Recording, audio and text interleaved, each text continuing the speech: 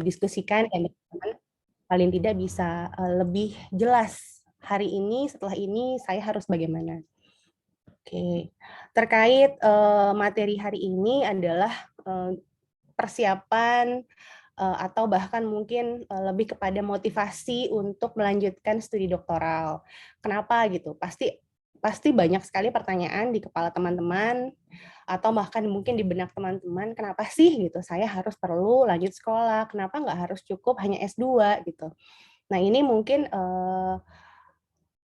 bisa berdasarkan dari background atau bahkan mungkin kewajiban teman-teman sendiri. Kalau saya sendiri karena background saya adalah dosen, mau tidak mau pendidikan S3 itu harus saya tempuh kembali setelah saya akhirnya menyelesaikan program S2 dan spesialis saya sebelumnya.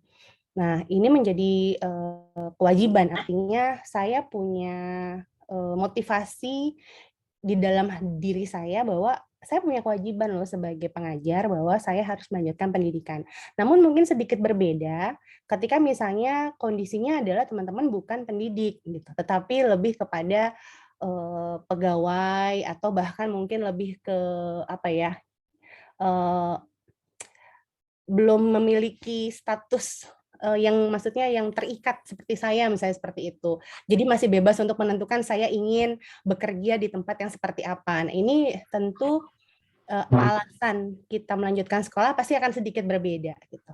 Tetapi yang paling mendasar adalah kenapa kita perlu sekolah, pasti akan ada sebenarnya ada satu keinginan saya masih penasaran gitu akan sesuatu hal. Nah, itu yang terjadi pada diri saya bahwa selain saya punya kewajiban bahwa seorang pengajar itu harus melanjutkan studi doktor, tapi ada hal di luar sana bahwa sebenarnya saya masih ada sesuatu hal yang membuat saya penasaran terkait mungkin saat itu adalah keilmuan saya dengan background misalnya mental health gitu. Kayaknya saya nggak cukup dengan saya punya pasien seperti ini, saya kayaknya nggak nyambung, belum cukup untuk secara keilmuan saya untuk menolong misalnya pasien saya, sehingga itu menjadi dasar kenapa saya pengen lanjut pendidikan, bisa seperti itu. Harapannya adalah ketika saya melanjutkan pendidikan, saya mendapatkan satu pengalaman baru, dan itu pengalaman itu bisa saya bawa dan saya terapkan ketika saya kembali ke daerah ataupun ke institusi saya. Itu motivasi saya. Mungkin motivasi teman-teman ada yang sedikit mirip atau bahkan mungkin sedikit berbeda.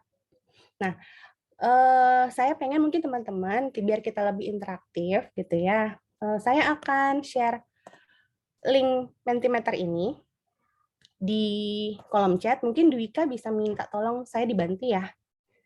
Jadi bisa di-share link Mentimeter ini, nanti teman-teman silahkan nanti kalau yang ada Android atau handphone gitu di samping bisa langsung akses. Kemudian di situ ada beberapa pertanyaan. Saya pengen teman-teman itu apa ya, jujur gitu terkait pertanyaan yang akan saya tanyakan di mentimeter.com ini.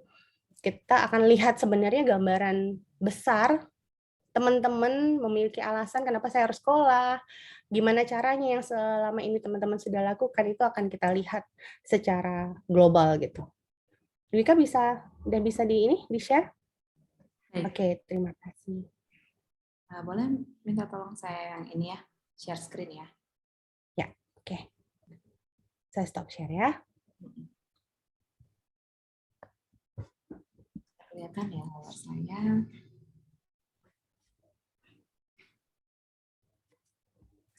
Belum ada yang Masih berpikir kayaknya.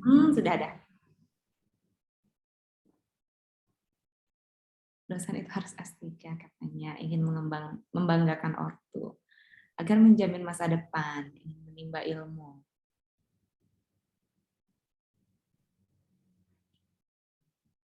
Meningkatkan karir.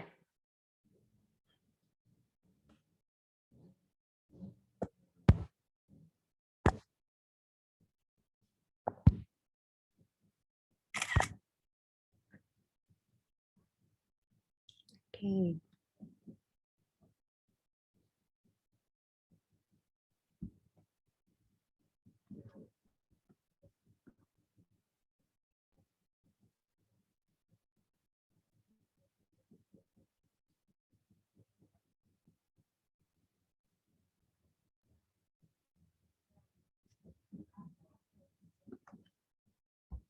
Oke, kayaknya udah cukup banyak nih ya. Alasannya sedikit bervariasi ya. Dari faktor keluarga gitu ya, bukan hanya individu jadinya ya, tapi lebih ke faktor lingkungan lebih besar, entah itu keluarga atau orang tua, atau bahkan faktor dari pekerjaan ya. Oke, ataupun misalnya dari karir itu sendiri, kayak pekerjaan atau karir dan networking ya. Oke, jadi sangat variatif ya. Jadi ada yang alasannya karena memang secara individual ingin meningkatkan kapasitas diri gitu, tapi juga secara lingkungan di luar dari individu bisa ingin lingkungan keluarga, lingkungan pekerjaan gitu. Jadi sudah lebih bervariasi. Oke. Sebagian besar juga ini saya alami gitu. Ini menjadi alasan saya untuk melanjutkan sekolah doktoral kemarin. Terkait oke itu kewajiban, tapi kewajiban itu sebenarnya bagi saya 50-50 ya. Tapi 50-50 yang lain itu adalah ya saya lebih ke networking kalau saya. Ya karena saya berharap saya akan mendapatkan teman baru, orang-orang baru gitu dan itu bisa saya gunakan. Selain saya nanti pasti otomatis karir pekerjaan itu akan mengikuti sebenarnya setelah kita sudah selesai doktoral. Oke, silakan next yang kedua, Dwika. Untuk pertanyaan yang kedua, udah ada yang menjawab belum?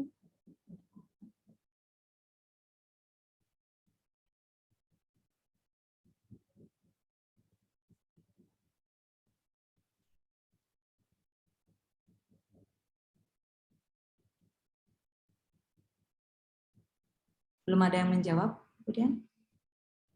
Oke, teman-teman mungkin bisa next ya ke pertanyaan yang kedua ya. Kenapa pertanyaan ini saya tanyakan? Karena saya pengen tahu dengan adanya motivasi bervariasi dari teman-teman tadi, apa yang sudah teman-teman lakukan sejauh ini? Apakah itu hanya sebatas keinginan gitu?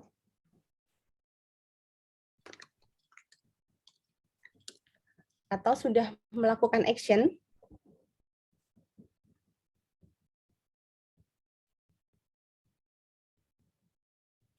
Ada yang sudah menambah ilmu, barangkali sudah mencari-cari resource ya, untuk caranya untuk apply mungkin S3 gitu. Ya. Oh, udah Udah nyari tahu ya. bahkan ikut Apa aja webinar sih yang salah dibutuhkan satunya. untuk webinar ya? Webinar hari ini maksudnya Dwika? Betul. Oke. Yes. Ini penting banget nih, Bu Dian. Mencari Betul. kampus dan juga topik penelitian. Nanti mungkin Bu Dian bisa share bagian itu. Ya. Oke. Wah, variatifnya lebih banyak ya untuk pertanyaan nomor 2 ini yang dijawab oleh teman-teman. Dari mulai cari informasi, mungkin informasinya terkait saya harus apply-nya universitas mana, saya harus apply-nya apa dulu gitu, beasiswa dulu atau ujian diterima dulu di universitas gitu. Dan ini banyak banget pertanyaan teman-teman kepada saya sendiri, apa sih sebenarnya yang harus saya lakukan lebih dulu? Nyari universitas, sampai akhirnya keterima beasiswa dulu, baru kita akhirnya apply penerimaan gitu ya sebagai mahasiswa atau sebaliknya atau bisa berbarengan gitu. Nah, kalau setahu saya ya, jadi mungkin saya sharing pengalaman yang saya lakukan beberapa tahun yang lalu. Jadi kebetulan saya melanjutkan studinya itu adalah di dalam negeri, di UI. Jadi waktu itu memang saya apply dulu untuk penerimaan, sehingga saya make sure saya diterima di universitas itu. Kemudian setelah saya dapat diterima, kan biasanya ada surat penerimaan ya, diterima sebagai mahasiswa baru gitu. Baru dengan surat itu saya apply beasiswa. Karena kebetulan saya pakai beasiswa Budi DN. Jadi beasiswa Budi DN pada tahun itu itu memang kami wajib melampirkan bahwa kami diterima di salah satu universitas. Nah, pada saat itu pun tidak semua universitas, kebetulan saya background-nya adalah keperawatan. Tidak semua universitas di Indonesia dengan S3 keperawatan itu masuk dalam list Budi DN.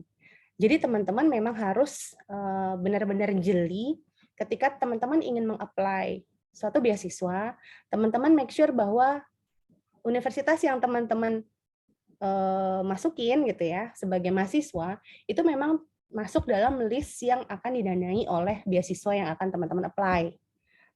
Misalnya kondisi kalau dalam negeri ada Budi DN gitu ya. Jadi tolong dipastikan dulu gitu. Atau bahkan misalnya PDP sendiri yang memang kalau Budi DN itu kan hanya untuk dosen ya, setahu saya. Tapi kalau untuk yang umum itu ada dari jalur LPDP, tolong pastikan sendiri dulu apakah itu masuk dalam list yang didanai oleh beasiswa itu apa tidak. Jangan sampai teman-teman udah masuk penerimaan mahasiswa, sudah diterima sebagai mahasiswa, tetapi list universitasnya tidak masuk dalam list beasiswa itu. Itu yang pertama. Kemudian yang lebih penting lagi sebenarnya adalah saat kita mau apply menjadi mahasiswa universitas, ketika itu adalah studi doktoral, biasanya kita akan diminta sudah membawa topik penelitian, paling tidak adalah proposal. Nah, ini yang menjadi kendala banyak sekali teman-teman saya bertanya, apa kira-kira yang bisa saya buat gitu. Kok kayaknya stuck banget ya, saya nggak punya bahan untuk itu gitu. Nah, kalau saya sih dulu dengan pengalaman saya sih berpikir setiap teman-teman kan pasti punya roadmap penelitian ya. Setiap tahunnya itu pasti sudah membuat roadmap gitu. Kalau saya sih berpikirnya adalah kembangin aja penelitian-penelitian yang sebelumnya yang teman-teman sudah lakukan itu menjadi topik penelitian untuk disertasi doktoral teman-teman. Karena biasanya studi proposal doktoral itu kan kita harus punya data dasar yang kuat. Nah, data dasar yang kuat itu biasanya kita bisa kembangkan dari penelitian-penelitian sebelumnya yang teman-teman sudah lakukan. Nah, biasanya kalau kita punya roadmap penelitian, kita akan lebih mengkhusus ke dalam satu apa ya, capaian saya ingin mengkhususan mana sih, misalnya kalau saya di keperawatan gitu, saya memang khusus adalah untuk minta mental health pada remaja. Jadi memang sekian tahun saya memang fokus pada itu. Itulah kenapa akhirnya pada saat waktu saya apply beberapa tahun yang lalu, memang saya akhirnya menggunakan data dasar penelitian-penelitian beberapa tahun belakangan yang sudah saya lakukan, itu akan saya kembangkan lagi menjadi lebih apa ya, lebih lebih dalam gitu ya pada saat saya studi doktoral. Atau mungkin cara yang kedua, kalau teman-teman misalnya saya nggak punya nih roadmap gitu penelitian karena mungkin saya baru mulai 1 atau 2 tahun terakhir gitu. Mungkin yang lebih mudah adalah misalnya teman-teman punya nggak sih penelitian waktu S2 gitu. Waktu S2 pasti kan kita punya akan ada rekomendasi atau saran pengembangan dari tesis yang kita sudah lakukan. Nah, teman-teman bisa mengembangkan tesis yang dulunya teman-teman lakukan beberapa tahun yang lalu gitu ya, atau 1-2 tahun yang lalu pada saat tesis, itu teman-teman kembangkan dari saran yang ada di tesis itu sebagai pengembangan untuk disertasi doktoral teman-teman. Nah, biasanya kalau waktu saya dulu di wawancara pada saat penerimaan masuk, kita akan ditanya gitu, alasannya untuk mengembangkan itu apa. Nah, biasanya kita akan lebih mudah untuk menjawab ketika kita tahu bahwa ini adalah satu rekomendasi dari penelitian yang sebelumnya, sehingga itu menjadi dasar yang sangat kuat untuk kita kembangkan lebih dalam lagi pada saat penelitian disertasi doktoral. Seperti itu. Ya, terus kemudian terkait apa ya namanya, memantapkan hati gitu ya. Betul sih, memantapkan hati itu perlu perlu yang ekstra gitu, karena studi doktor itu bukan hanya setahun 2 tahun gitu. Perlu banyak apa ya, perlu banyak rasa yang kita harapkan baik itu secara fisik ataupun mental. Karena kita nggak tahu ya sepanjang perjalanan itu tidak akan selalu datar, tidak akan selalu tenang gitu loh.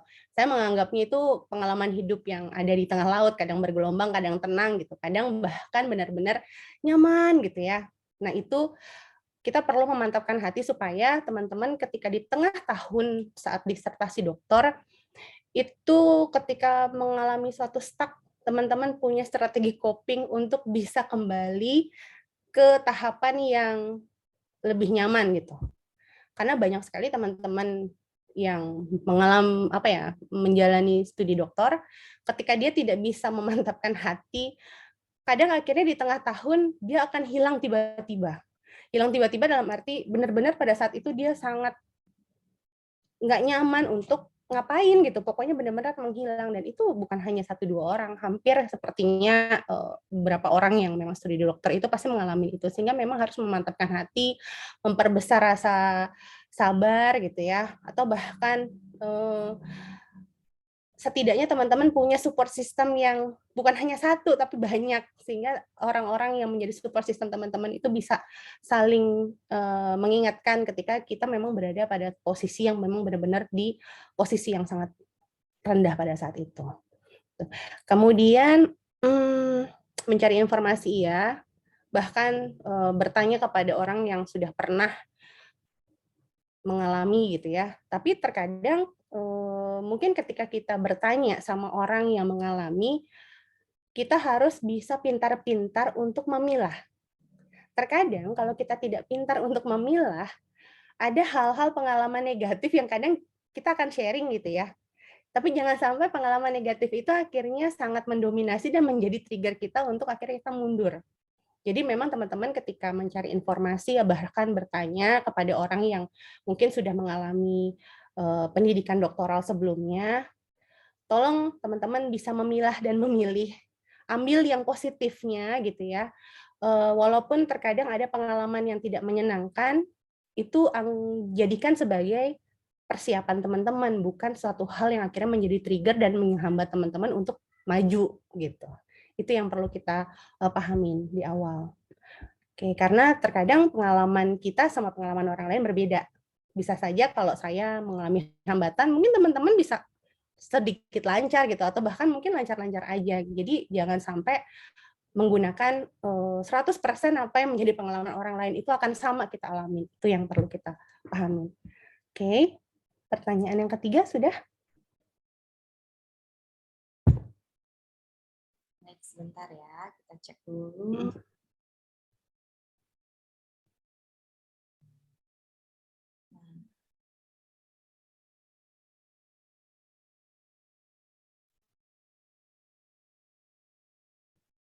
Minta tolong teman-teman yang belum menjawab, silakan menjawab dulu, linknya ada di kolom komentar. Bagaimana caranya kamu meneruskan ilmu yang telah kamu dapat? Wah, ini lumayan dalam nih, sepertinya butuh waktu untuk memikirkannya, Bu Dian. Iya, sebenarnya pertanyaan yang ketiga ini kenapa saya tanya gitu. Ini sebenarnya untuk memantapkan keinginannya kita gitu. Kadang kita punya keinginan ingin lanjut sekolah, kita sudah melakukan, mungkin kita sudah action ya beberapa hal gitu. Tetapi kadang kita tidak hanya butuh itu, tapi kita memang butuh untuk menekankan bahwa kalau saya nanti sudah mengalami proses doktoral yang tidak sebentar gitu, yang cukup mungkin perlu waktu yang lama, setiap orang pasti beda-beda gitu. Terus saya mau apakan itu gitu. Sehingga ketika teman-teman sudah dari sekarang mengidentifikasi aja dulu gitu. Ketika saya nanti sudah jadi dokter, terus ilmu yang saya dapat itu kira-kira mau diapakan gitu. Saya sih berharap teman-teman dari sekarang itu sudah memikirkan hal itu. Karena setidaknya itu akan bisa menguatkan apa yang menjadi keinginan teman-teman saat ini. Bahkan terkadang kalau kita sudah mengidentifikasi itu dari awal gitu ya, kita sudah menyiapkan apa sih persiapan saya jangka pendek ataupun jangka panjang. Dan biasanya itu akan lebih memudahkan teman-teman mencari support system atau menggunakan itu sebagai support system teman-teman selama teman-teman menjalani proses studi. Oke. Ini salah satunya ya Bu Dian, menyusun karya Ya, ilmiah dan mempublikasikan temuan. Jadi kebanyakan dari kita memang nantinya dituntut untuk mempublikasikan ya hasil dari penelitian kita. Dan mungkin salah satu caranya adalah dengan cara ikut seminar mungkin ya, atau betul. mempublish di jurnal.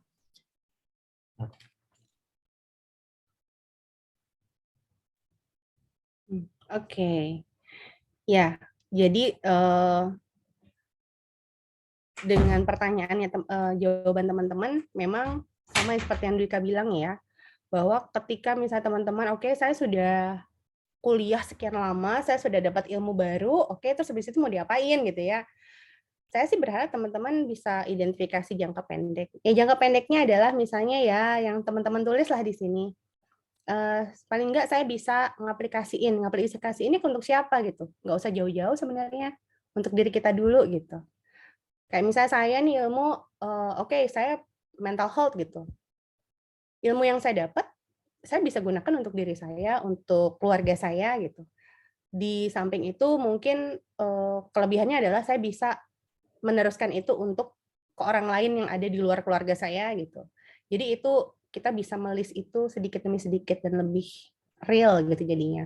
Atau bahkan misalnya yang kedua, dengan cara apa nih gitu supaya orang orang tuh tahu gitu loh apa yang saya sudah lakukan sekian tahun dengan studi doktoral nanti gitu. Teman-teman bisa ngelis, oke, berarti saya harus mempublikasikannya itu satu persatu mungkin ke media massa, media sosial, terkait publikasi yang teman-teman sudah lakukan, sehingga orang lain tuh akhirnya tahu bahwa ada hal-hal baru yang teman-teman sudah temukan selama studi doktoral. Dan itu sebenarnya menurut saya sangat penting.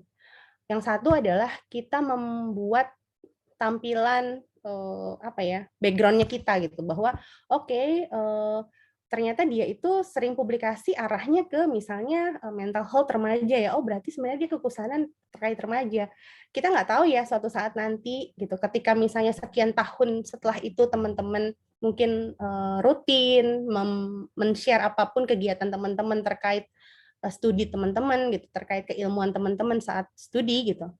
Kita nggak tahu beberapa tahun kemudian akan ada tercipta networking, orang-orang yang memang mungkin di lingkup teman-teman ataupun di luar lingkup teman-teman yang tahu bahwa teman-teman itu fokus kepada satu keilmuan tertentu, tidak menjadi satu apa ya, mungkin hal ini akan mungkin terjadi gitu.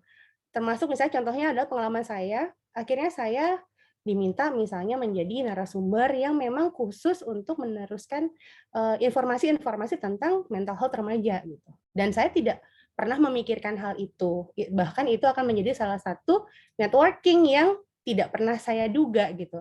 Sehingga akhirnya itu akan membuat keilmuan kita akan menjadi lebih banyak orang lain tahu gitu. Bahkan mungkin kita bisa lihat juga terkait ke selain media elektronik, media sosial gitu. Mungkin teman-teman juga bisa men-share itu kepada pemangku kebijakan gitu ya. Jadi bukan hanya sekedar itu hanya di lingkup penelitian teman-teman, tapi paling tidak brief policy ya, kebijakan dari pemerintah daerah, teman-teman bisa menggunakan data tersebut sehingga ilmu yang teman-teman lakukan bisa menjadi satu ilmu yang aplikatif yang memang bisa masyarakat itu terapkan gitu. Jadi itu adalah satu keuntungan atau bahkan satu satu pengembangan atau keberhasilan yang mungkin menjadi salah satu jangka panjang yang memang teman-teman bisa list dari sekarang. Oke. Ya, jadi melanjutkan ke mahasiswa oke gitu ya. Sip. Mungkin kita bisa balik ya, Rika. Terima kasih teman-teman sudah menjawab 3 pertanyaan tadi. Saya akan kembali ke PPT. Nah, dari itu semua gimana sih gitu caranya mulai untuk saya bisa studi doktoral gitu. Ya tadi mungkin kita udah lebih banyak ya tadi kita ngobrol ya terkait bukan hanya terkait teman-teman mencari informasi, bukan hanya teman-teman memantapkan hati, bukan hanya teman-teman akhirnya menyiapkan segala macam list gitu ya, atau bahkan keperluan, baik itu untuk penerimaan mahasiswa ataupun untuk penerimaan beasiswa gitu. Tetapi mungkin juga dari melis apa sih yang bisa saya capai di tahun pertama, kedua, ketiga, keempat, atau bahkan saya punya tenggat waktu berapa tahun ya untuk menyelesaikan studi doktoralnya saya. Walaupun sebenarnya perencanaan itu bisa saja tepat atau bisa saja meluas atau memanjang gitu. Tetapi setidaknya teman-teman sudah menyiapkan itu di awal. Oke, saya akan sharing apa yang saya sudah lakukan pada saat beberapa tahun yang lalu. Jadi kalau dulu saya mulai melis apa sih yang perlu disiapkan sebagai syarat saya harus menjadi seorang mahasiswa baru dulu. Dan syaratnya apa saja untuk apply beasiswa. Jadi saya memang waktu itu adalah mencari tahu beasiswa apa saja yang bisa saya apply, terus universitas mana yang bisa saya apply juga gitu. Nah, kebetulan memang saat itu saya hanya memilih UI karena memang background saya, keilmuan saya pada saat itu adanya di UI gitu. Dan saya melihat juga bahwa beasiswa waktu itu LPDP ya waktu itu. Jadi waktu itu zamannya masih LPDP dan bukan Budi DN tapi BPPDN gitu. Saya melihat memang di LPDP itu hanya universitas tertentu gitu. Dan saya lihat waktu itu di UI S3 keperawatan itu adalah akreditasinya A. Hanya satu-satunya di Indonesia A, yang lainnya belum. Jadi saya pikir, oh udah, saya masuk di situ. Nah, kebetulan saat saya akhirnya diterima sebagai mahasiswa baru, pada saat itu juga pengumuman untuk beasiswa Budi DN itu keluar. Dan saat saya melihat syarat-syarat, ternyata memenuhi syaratnya bahwa memang di situ diminta akreditasi, tidak semua universitas masuk gitu. Jadi memang hanya universitas tertentu saja seperti itu. Kemudian jangan lupa juga menyiapkan riset proposal yang bisa kita kembangkan selama studi dokter yang seperti saya sudah sampaikan sebelumnya. Nah, kalau saya ini kebetulan karena dosen perlu ada surat izin pimpinan institusi. Tapi mungkin kalau misalnya teman-teman yang memang misalnya masih bebas, masih free gitu ya, belum ada ikatan di mana-mana gitu. Perlu juga sebenarnya rekomendasi gitu terkait ketika teman-teman apply ke universitas tertentu gitu, itu akan menjadi syarat penguat teman-teman untuk bisa kira-kira dia ketika direkomendasi dengan misalnya rekomendasinya adalah orang yang tepat, punya hardworking gitu ya, atau bahkan mempunyai tanggung jawab yang bagus dan lain sebagainya, itu akan menjadi dasar teman-teman punya nilai poin lebih banyak gitu ketika saat wawancara nanti.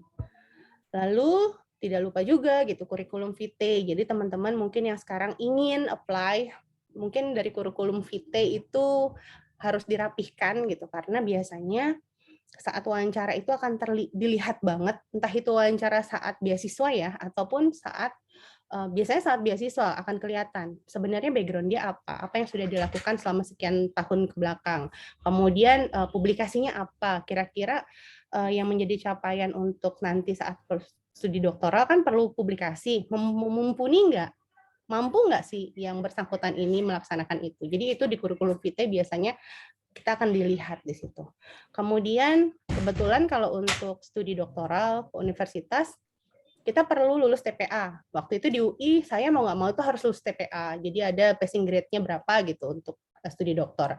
Jadi memang saya siapkan untuk belajar TPA, kemudian menyiapkan TOEFL ataupun IELTS. Jadi kok sekarang kok nggak salah Budi DN ataupun LPDP gitu ya. Kalau dulu zaman saya masih pakai TOEFL ITP gitu. Tapi kalau untuk yang sekarang ternyata sepertinya dimintanya IELTS gitu. Jadi mungkin teman-teman bisa mempersiapkan itu dari sekarang. Sama personal statement. Jadi ini yang perlu teman-teman list dari sekarang terkait teman-teman misalnya ingin melanjutkan studi doktoral. Nah, saya akan lebih sharing terkait pengalaman selama studi doktor karena saya yakin pertanyaan-pertanyaan ini pasti sering atau bahkan mungkin muncul di pemikiran teman-teman ketika teman-teman ingin melanjutkan studi doktor, kira-kira keluarga nanti gimana ya, bisa dibawa apa enggak. Kemudian riset doktoral itu kan nggak sedikit, perlu dana yang besar. Itu kira-kira nanti beasiswa mampu nggak ya mencangkup itu semua, atau jangan-jangan saya perlu dana sendiri untuk itu gitu. Atau bahkan gimana ya peluang publikasi karena doktoral itu kita butuh publikasi sebagai syarat mata kuliah ataupun syarat misalnya beasiswa dan lain sebagainya.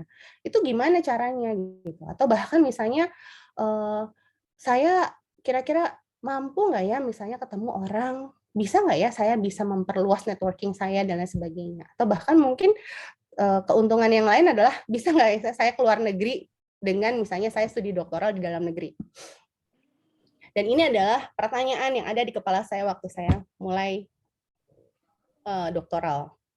Nah, untuk yang keluarga, saya akan mencoba untuk menjabarkan bahwa kebetulan beasiswa Budi DN yang saya dapatkan kemarin, itu mencangkup biaya hidup keluarga setelah 7 bulan pertama saya landing di Jakarta gitu ya. Baru setelah itu saya boleh meminta pengajuan untuk family allowance. Kebetulan saya bawa anak saya 2, jadi pada saat itu saya bisa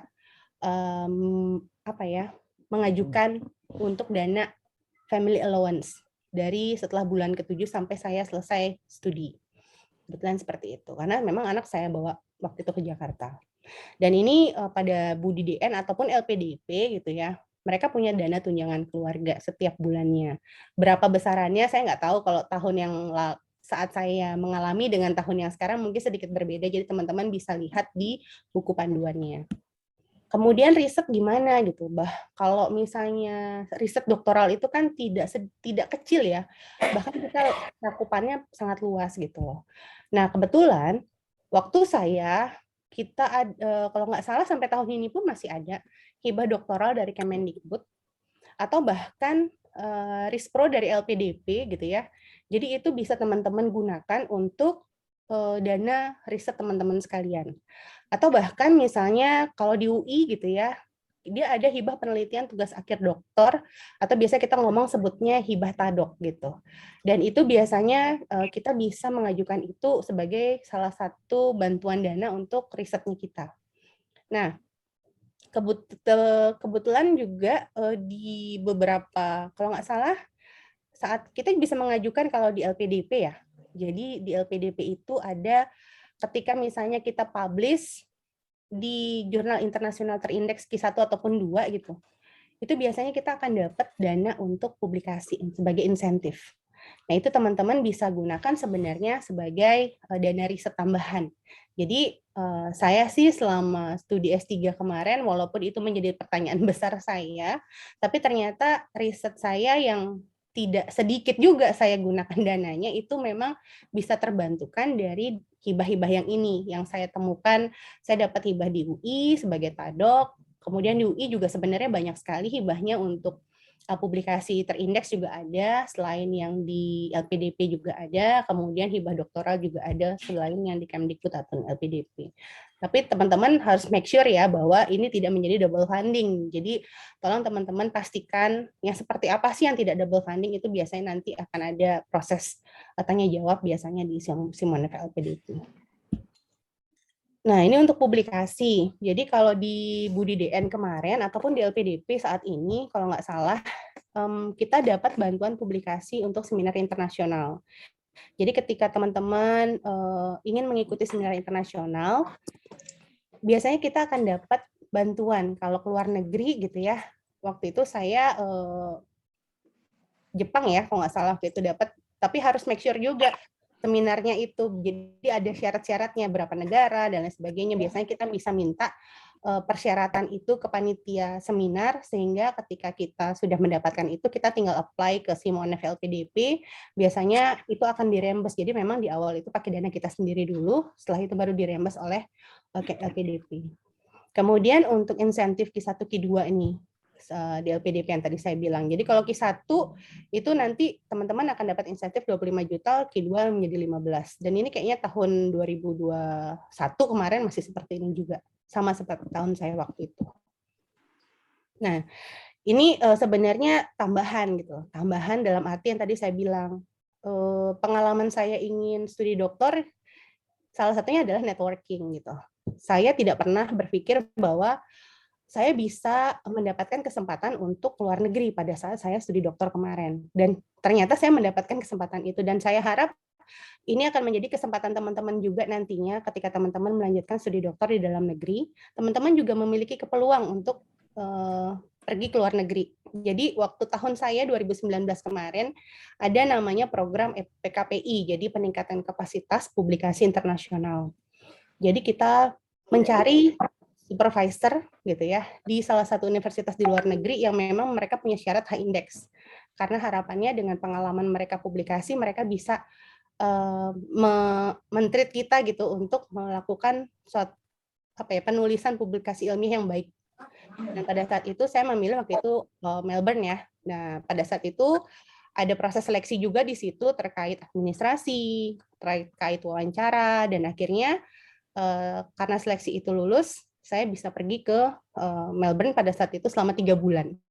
Jadi ini adalah salah satu keuntungan yang bisa teman-teman menjadikan peluang ketika nanti teman-teman misalnya sepertinya program PKPI ini masih ada, walaupun dulu itu ada di Kemenristek, tapi ternyata Kemendikbud itu pun sampai tahun ini kalau nggak salah saya lihat masih ada, cuma ditunda karena memang pandemi gitu ya, sehingga teman-teman bisa menggunakan peluang ini. Ditambah networking-nya adalah saya mendapatkan supervisor yang sangat baik, yang punya latar belakang publikasi, latar belakang keilmuan yang sama dengan disertasi saya, dan itu bisa saya gunakan sampai sehari ini. Walaupun saya sudah selesai pendidikan dokter, tapi saya masih menjalin hubungan yang baik, sehingga beberapa publikasi, beberapa penelitian yang saya lakukan sekarang, saya masih kerjasama dengan supervisor saya pada saat itu.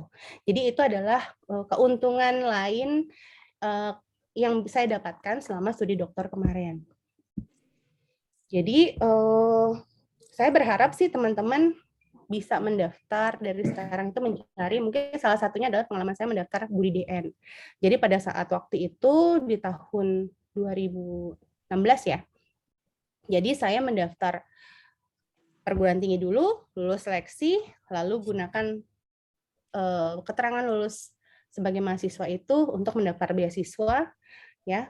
Kemudian akhirnya saya baru bisa mengikuti tahap beasiswa. Waktu itu adalah saya harus lulus juga administrasi dulu, baru dilanjutkan seleksi substansi. Tapi kalau yang tahun-tahun sekarang ini, mereka ada yang namanya seleksi komputer. Komputer jadi ada TPA di situ, dan ada list-list lainnya gitu. Sehingga ini yang harus teman-teman jeli lihat, bahwa setiap tahunnya itu syarat beasiswa pasti ada penambahan dan ada pembaharuan. Jadi saya harap pengalaman yang saya sharingkan pada hari ini bisa teman-teman gunakan sebagai keinginan untuk tetap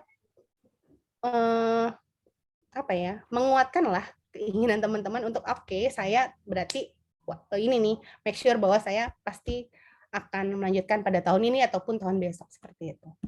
Ya, jadi teman-teman tetap semangat. Jadi harapannya adalah teman-teman punya keinginan dulu, karena di mana ada kemauan pasti di situ ada jalan yang terbuka. Walaupun teman-teman melihat di sini tuh pada saat ini benang kusut di dalam kepala teman-teman, kok kayaknya gelap banget gitu di depan, tapi yakin setiap ada kemauan pasti akan ada jalan yang terbuka.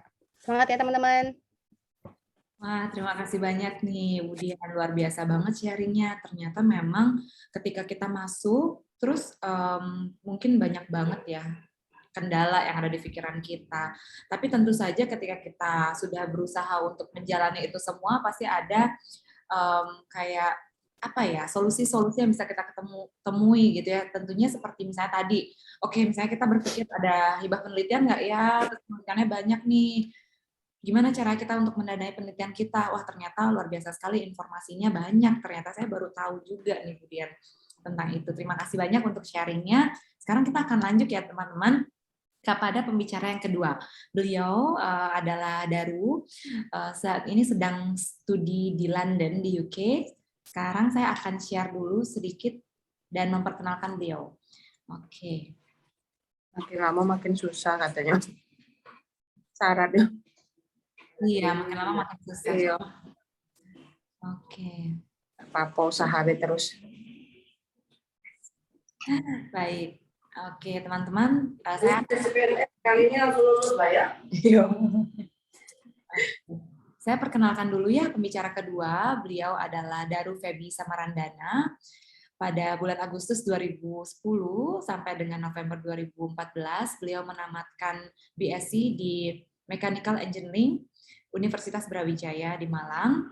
Di tahun 2016 sampai dengan 2017, beliau menyelesaikan studi Master of Science-nya di Imperial College London di United Kingdom, dan saat ini beliau sedang menempuh pendidikan S3-nya atau PhD in Aeronautics Future Materials Group, Imperial College London, juga di United Kingdom.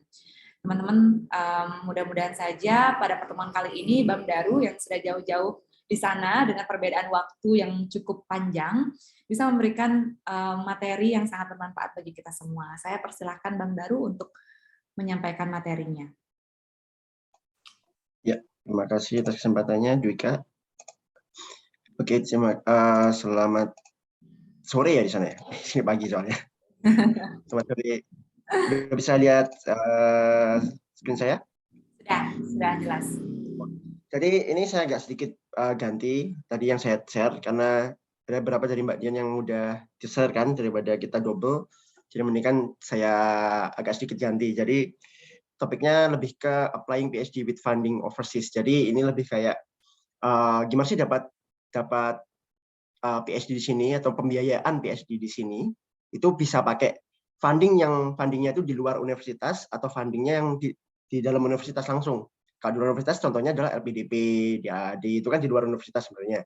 Jadi kita apply fundingnya itu berbeda dengan universitasnya.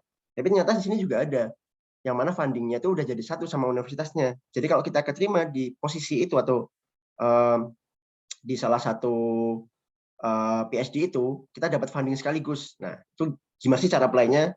Dan alhamdulillah saya udah pernah apply semuanya, yang pakai spread funding atau pakai funding yang langsung dari universitas juga pernah apply.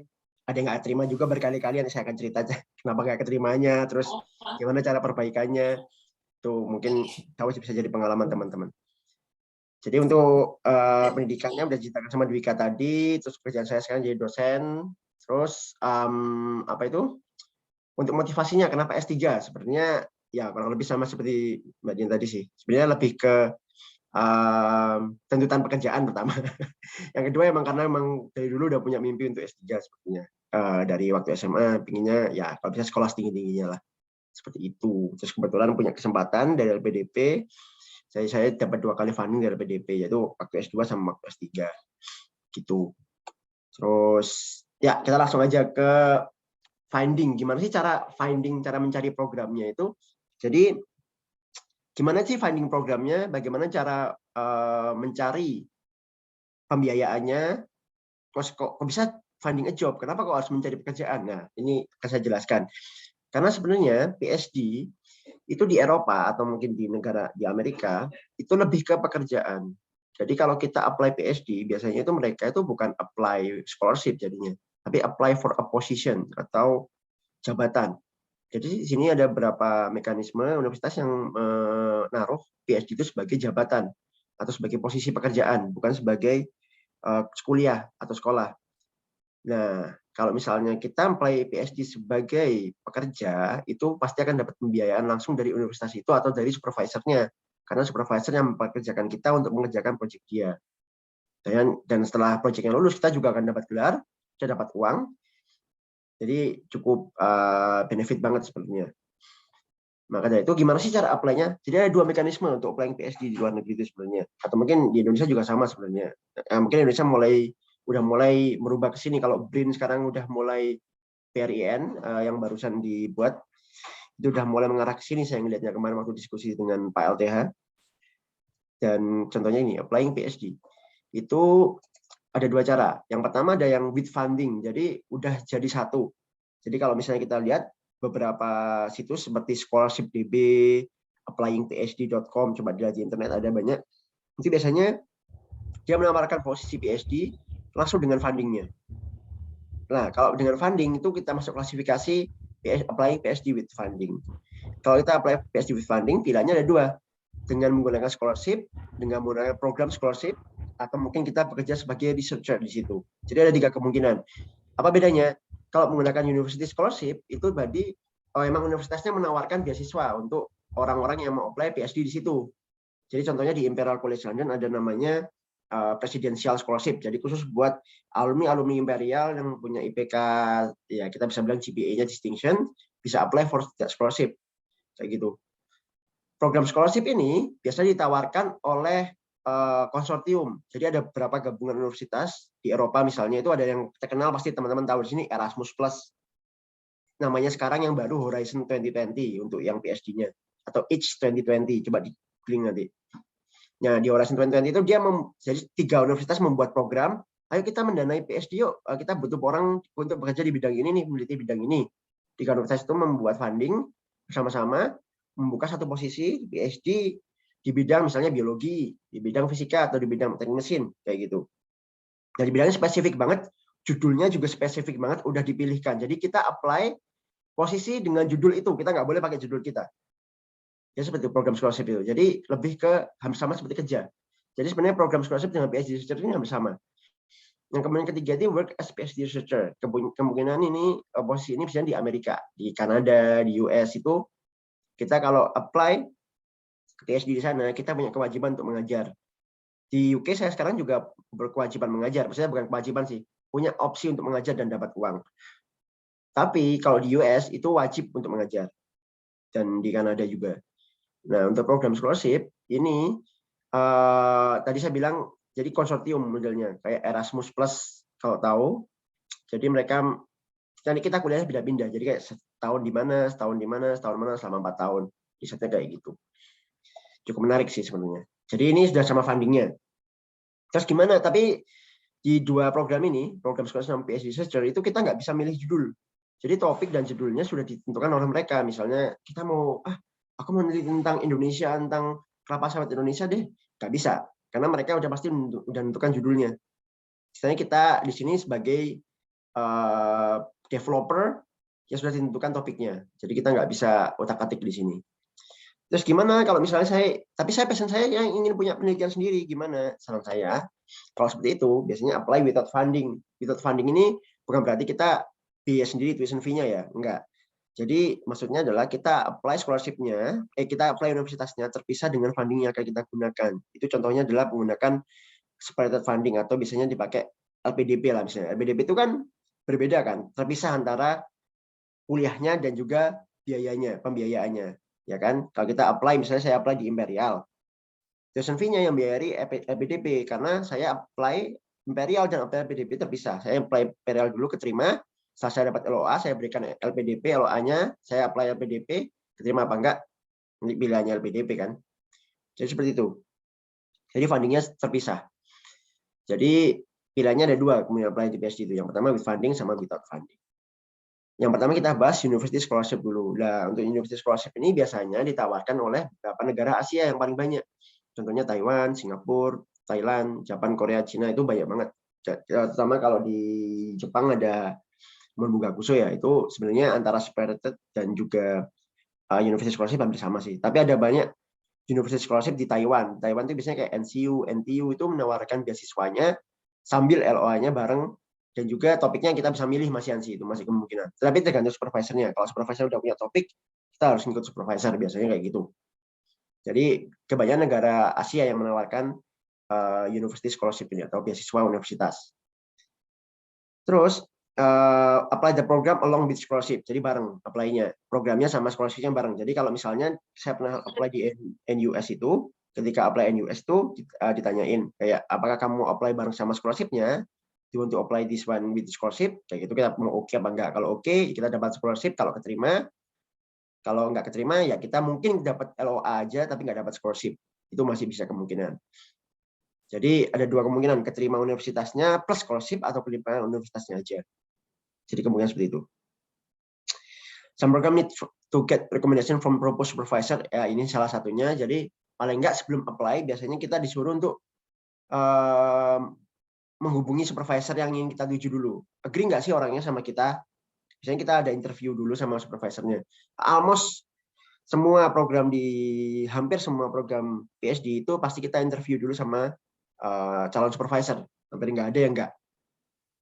Pasti hampir semuanya interview karena kita harus ngomong-ngomong dulu, terus tanya juga rencananya dia apa dan lain-lain. Karena kalau nggak ada interview hampir nggak mungkin sih kita nggak akan tahu satu sama lain. Ya biasanya kecil beasiswanya itu, typically. Jadi agak hitung-hitung dikit lebih detail dulu sih masalah untuk university scholarship ini. Kadang-kadang ada yang nggak cukup takutnya. Tapi coba diperhitungkan lagi, dicari dulu informasi mengenai ini. Terus example scholarship-nya apa? Contohnya ini. Ada kalau di Singapura, kita lihat Singapura dulu. Sorry, ini Korea. Sorry. Ini Taiwan, NCU, National Central University. Ini biasanya mereka kalau dibuka di NCU Taiwan, coba dicek. Nanti ada aplikasi prosedur, ada ini dia lihat kan monthly stipendnya. Kalau keterima S1 dapat segini per bulan, keterima S2 dapat segini sebulan, S3 dapat segini bulan. Udah nggak usah bayar SPP-nya kita. Ini cukup besar banget untuk dokter sih. 1.333 US dollar per bulan tuh cukup besar banget di Taiwan. Nah, berikutnya ada yang beasiswa NUS, DNTU, ada yang ya ini banyak banget untuk NUS ini tipe-tipenya. Terus ini yang NTU, ini dari Nanyang. Ini juga ada. Jadi bisa dicari di beberapa program Asia, sangat banyak banget. Nah, ini untuk program scholarship. Nah, program scholarship yang saya bilang tadi, seperti kalau kalian tahu, beasiswa yang lagi moncer yang S2 itu kan Erasmus Plus. Jadi dia sistemnya based on konsortium. Jadi saya bilang tadi konsortium itu kan gabungan dari beberapa universitas atau perusahaan mungkin yang ikut serta di situ untuk menciptakan suatu project. Kita nerima orang nih, butuh ngerjain ini, kayak gitu. Jadi third party saya bisa bilang, bisa government, konsortium, research group dan lain-lain. Dan by project, of course we can choose our own topic karena topiknya ditentukan mereka.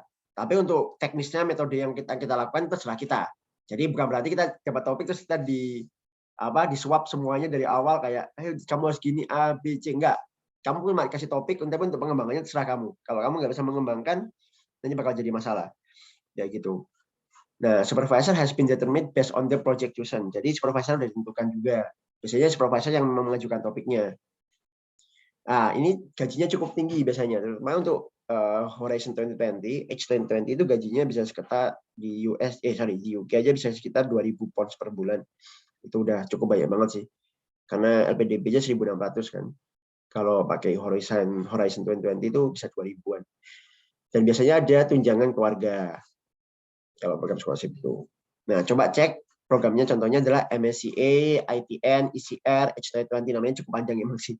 Atau EPSRC, atau EMPA, EMPA dari Swiss biasanya, EPSRC ini dari UK, sorry. Nah, ini contohnya Horizon 2020, ini kayak Erasmus Plus, tapi Erasmus Plus kan buat master, ini buat PhD. Kayak gitu. Saya juga udah pernah apply ini, maksudnya saya bilang gini karena saya hampir sudah pernah apply semuanya. Saya pernah apply Horizon 2020 3 kali ketolak juga. Jadi tapi ketolaknya itu sampai tahap akhir, jadi maksudnya banyak banget orang Indonesia yang keterima juga kok. Jadi nggak sedikit, banyak banget yang keterima mungkin. Salah satu contohnya yang saya memang ketolak.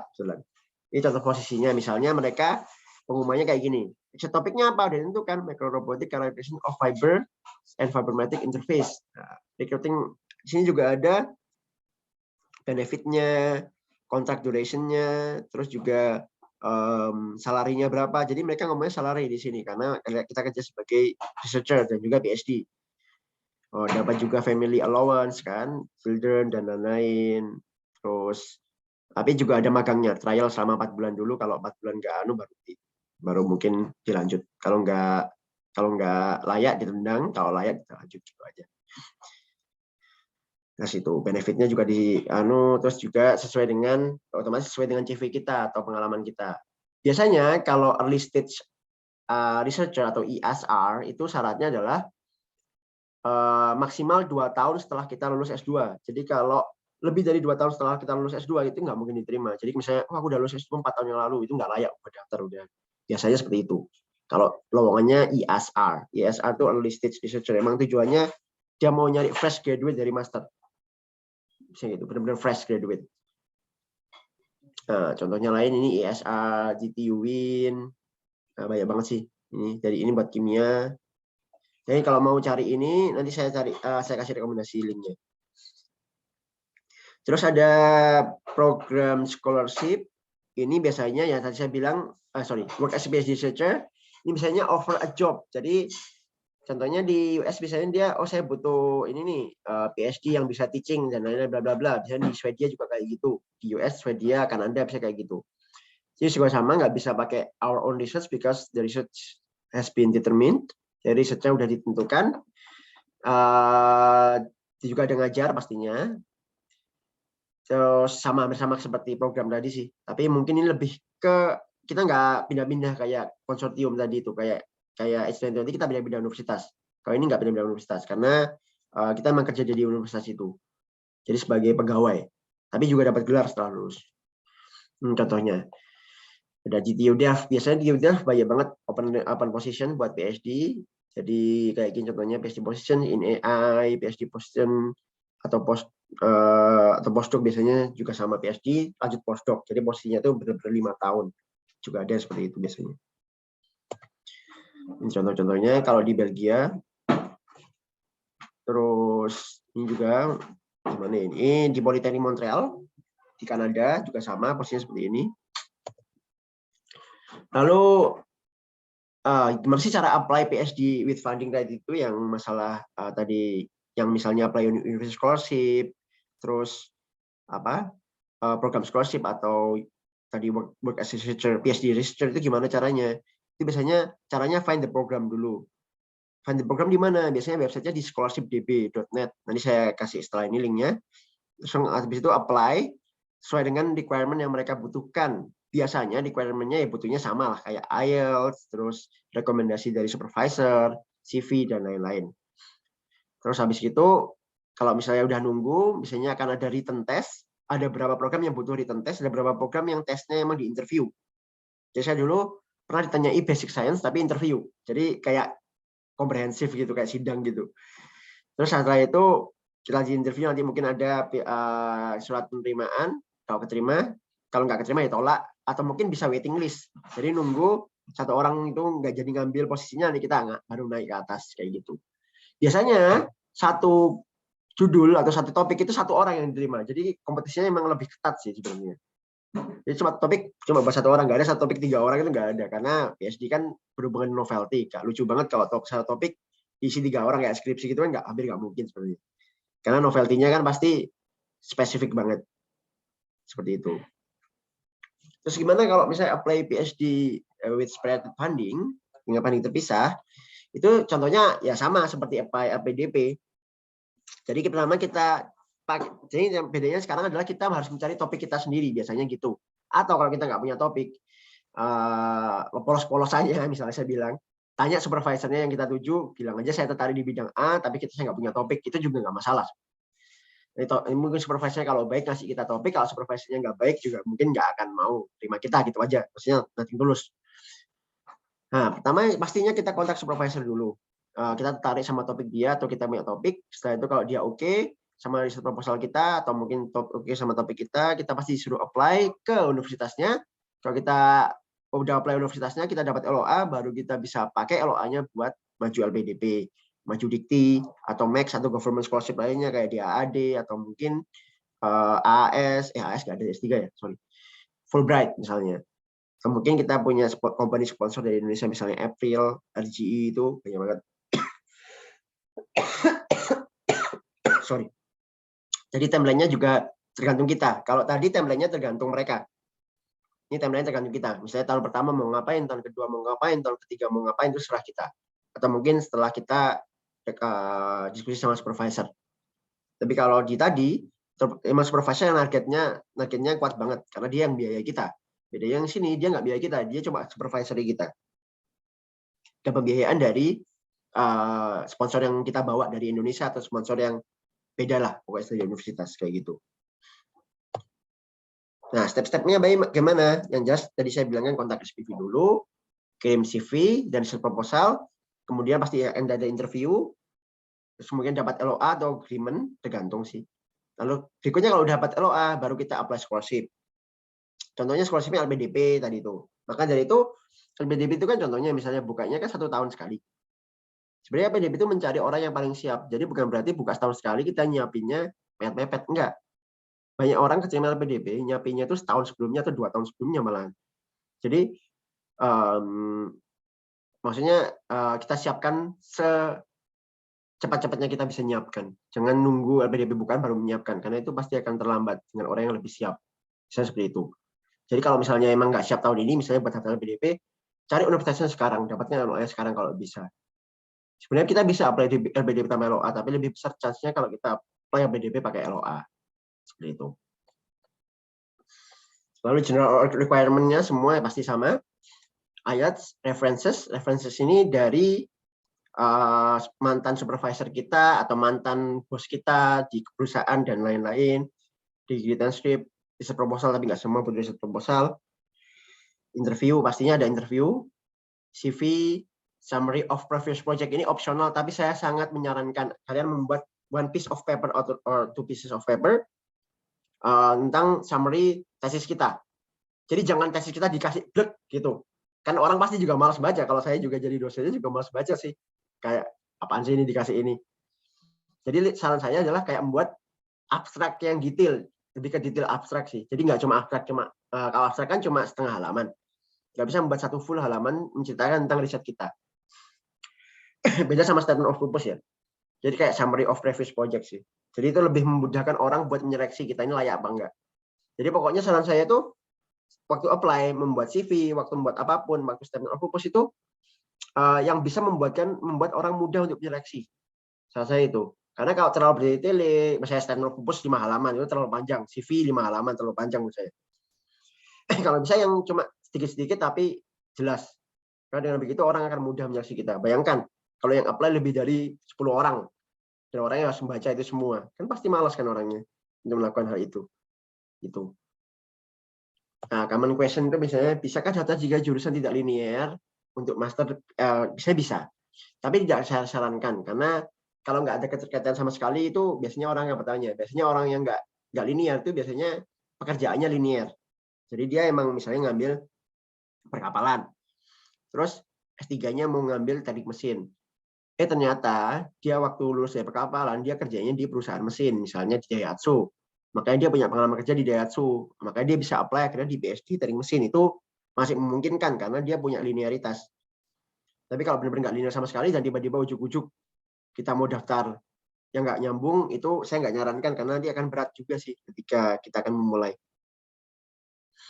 Tapi apa yang paling penting saat mendaftar, siapa supervisor dan track record yang paling penting. Karena di sini bisa dibilang ya, kita kuliah S3 itu ya semuanya ditentukan Tuhan pastinya. Tapi setelah Tuhan ditentukan oleh supervisor masalahnya.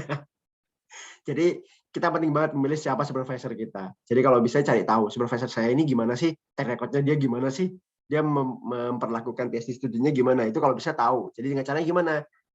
Cari riset grupnya dia, kalau mau kontak aja PhD di situ, gimana sih riset di sana, gimana environment-nya, enak apa enggak gitu, kalau bisa cari testimoni mereka. Saya menyarankan banget sih. Karena bisa aja kita keterima, tapi takutnya ada apa-apa di tengah jalan kan nggak bagus banget. Peluang diterima setiap program, biasanya satu program hanya menerima satu, seperti saya bilang tadi. Satu posisi, kalau ini yang PhD with scholarship atau with funding ya, biasanya satu program cuma terima satu judul, satu orang. Haruskah sudah punya artikel di jurnal? Nih banyak yang bisa tanya kayak gitu. Tidak, tapi memang bakal ada nilai lebih. Kalau saya sih dulu udah ada, tapi itu nggak sangat mutlak sih, karena banyak banget orang yang keterima belum punya paper atau jurnal, nggak ada masalah. Karena PhD itu nggak mesti orang akan jadi akademisi kan, bisa jadi karena orang lulus S2 itu kan nggak mesti dia jadi akademisi, makanya dia bisa publish paper. Bisa aja habis S2 dia kerja di perusahaan, habis S2 dia buka usaha, tapi dia pengen PhD yang untuk meningkatkan usahanya itu atau mungkin untuk meningkatkan karirnya di perusahaan. Itu kan nggak mesti dia punya paper. Jadi paper itu menurut saya bukan suatu yang harus ada, tapi kalau ada bagus. Pengalaman saya, beberapa program saya daftar ini, saya setiap daftar program saya buat foldernya. Jadi ini program yang sudah saya daftari, mungkin lebih dari ini malah sebenarnya. Dan yang keterima cuma 3 mungkin. Yang keterima 3, saya keterima 3 program. Tapi saya ngambil Imperial dan juga pakai LPDP. Gitu. Sebenarnya banyak banget, lebih banyak daripada ini. Jadi ya namanya daftar kerja sama kayak daftar kerja lah. Pasti apply berkali-kali, nggak keterima, yang keterima cuma 1-2. Kemudian seperti itu. Jadi jangan menyerah kalau misalnya nggak keterima. Itu udah biasa banget nggak keterima. Malah orang yang langsung keterima itu malah luar biasa. Kalau udah sering itu malah yang biasa. Terus how many times I called for interview? Saya dipanggil interview ada 4 kali. Dari sebanyak program ini saya cuma pernah dipanggil interview 4 kali. Dan yang keterima cuma 3. Jadi 4, saya keterima 3. Jadi 1 ketolak. Tuh, jadi kemungkinan kalau udah interview nih, kemungkinan kita bisa keterima sih. Mungkin kalau udah interview saingan kita cuma 3 orang kemungkinan. Jadi dia cuma memastikan orang yang benar-benar siap, orang yang benar-benar pas banget dengan bidang itu. Tuh. Many time I was accepted in 1, 2, 1. Sebenarnya 2 yang di Taiwan sama satunya di Imperial sekarang ini yang pakai LPDP. Jadi saran saya adalah apply as long as it is related to your passions, apply aja. Read the topic thoroughly. Ini yang paling penting. Jangan pakai personal statement yang sama untuk setiap program yang kita apply. Misalnya kita mau apply program A, ya kita menyesuaikan dengan personal statement yang dibutuhkan oleh A. Terus kita mau apply program B juga bersamaan. Jangan sampai A-nya copy langsung ke B. Pasti ada requirement berbeda. Jadi kesalahan saya dulu kalau saya belajar dari kesalahan saya dulu sering nggak keterima ternyata karena saya sering kayak gitu. Saya malas editing, ya udahlah. Yang penting apply. Ternyata nggak keterima. Ternyata yang paling penting adalah kita rubah kalimatnya, kita rubah kontennya sesuai dengan yang dibutuhkan dia. Karena kadang-kadang setiap posisi itu butuh pengalaman yang berbeda, butuh pemikiran yang berbeda juga. Jadi itu penting banget. Lalu yang paling penting berikutnya rehearse for interview. Karena interview ini butuh latihan. Percaya sama saya. Kalau interview kita nggak latihan, pasti akan ngomongnya kemana-mana ketika interview. Biasanya saya sebelum interview latihan dulu. Ya, useful website contohnya, ini saya janjikan tadi, ada scholarshipdb.net. Ini cukup, saya bisa bilang hampir semua program saya daftar, ini saya dapatnya dari sini. Dan nggak ada, alhamdulillah sampai sekarang saya belum pernah menemui scam di sini lah. Kayak tipu-tipu itu nggak ada. Karena dia sampai sekarang ini supervisor saya kalau buka iklan juga di sini juga. Di scholarshipdb.net. Nah, itu saya. Terima kasih, Mbak Dwika. Kalau ada tanya jawab, silakan. Wah, luar biasa banget nih Bang Daru. Terima kasih banyak ya atas sharingnya. Ini saya juga baru tahu ya, ternyata Bang Daru banyak sekali apply. Dan seperti biasa, saya sangat mengagumi sosok Bang Daru ini karena saya sebenarnya kenal Bang Daru ini udah tahun 2016. Setelah saya lulus S1, terus beliau menjadi inspirator saya, gitu kan ya, kita sama-sama berjuang untuk IELTS pada waktu itu saya sih yang berjuang IELTS, terus saya menjadikan Bang Daru itu sebagai sosok inspiratif saya. Dan sampai saat ini bersyukur sekali bisa mengenal Bang Daru. Perjuangannya luar biasa sekali. Dan Budian juga adalah sosok inspiratif bagi saya. Dan saya sangat bersyukur bisa mengenalkan kedua pembicara ini kepada teman-teman hari ini. Oke, mungkin teman-teman sudah pada penasaran nih ya, mungkin ada hal yang masih disimpan, yang ingin di-sharing atau ingin ditanyakan, saya akan membuka sesi tanya-jawab. Silakan yang ingin bertanya langsung saja raise hand dan open microphone-nya. Apakah ada yang ingin bertanya, mungkin bisa raise hand. Oke, jika masih belum, ternyata kita sudah ada loh pertanyaan yang menunggu. Ini dari teman-teman. Oke, saya akan share dulu ya. Nah, saya akan bacakan ini. Oke, mungkin dari Budian dulu. Untuk mendaftar beasiswa itu kan diminta membuat motivation letter. Bagaimana tips dan trik untuk membuat motivation letter yang baik dan menarik? Silakan Budian. Oke, baik. Terima kasih, Dwika. Sebenarnya waktu saya apply Budi DDN, itu saya tidak diminta untuk membuat motivation letter. Tapi saya membuat ini waktu saya apply PKPI, waktu saya ke Melbourne. Jadi mungkin pengalaman itu aja yang saya pakai ya. Jadi sebenarnya waktu saya membuat motivation letter itu, apa alasan saya ingin mengikuti program PKPI waktu itu. Sebenarnya yang pertama adalah kita lihat dulu sebenarnya dari, kalau saya sih ngelihatnya dari apa ya, deskripsi diri kita sebenarnya gitu loh.